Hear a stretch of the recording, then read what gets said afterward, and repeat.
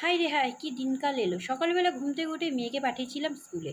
7:30 বাজে, বেশ ভালো আকাশ পরিষ্কার, রোদও উঠেছে। মেয়েকে ঝপঝপ করে রেডি করে স্কুলে পাঠিয়ে দিলাম। কিন্তু আমি কি জানতাম, মানুষ তো মানুষ, আজকাল ওয়েদারও পাল্টি মারছে। যাই হোক, যা দিনকাল চলছে তার জন্য মনে হয় আকাশও কাঁদছে। এত জোরে হঠাৎ করে বৃষ্টি নামলো, দেখে তো পুরো অবাক হয়ে গেলাম। আর তখন ছিল পুজোর সময়, তাই চলে এলাম গাছে ফুল তুলতে। ছাতাটা দেখে অনেকে হাসছো ঠিকই, কিন্তু কী করবো বলো, সামনে মেয়ের ছাতাটা ছিল, তো সেটা নিয়েই ফুল তুলতে চলে গেলাম। কারণ গাছের ফুল দিয়ে আমি পুজো দিই। আর এদিকে বৃষ্টি এমন পড়লো যে ঘরে জল জমে গেল। যাই হোক, এরপরে বেরোনোর ছিল, কারণ ঝড় তুফান হলে কিছু করার নেই। আর ছিল মায়ের বাড়ি যাওয়ার কথা, অনেক দিন পর যাচ্ছি, তাই রেডি ফেডি হয়ে গেছি। রেডি হয়ে যখন রান্নাঘরে গ্যাস চেক করতে এলাম, দেখলাম যে একটা মুসুম্বি পড়ে আছে, যেটা দুদিন ধরে মেয়েকে দেবো করে দেওয়া হচ্ছে। তাই সেটা জুস করে সবচাপটুকু মেয়েকে দিয়ে দিলাম। তারপর কি, টোটো ধরে চলে গেলাম মায়ের কাছে। আর গিয়ে দেখলাম মা আসন টাসন সাজিয়ে সমস্ত কিছু রেডি, কারণ আজ ছিল মায়ের বাড়িতে শিবচর্চা।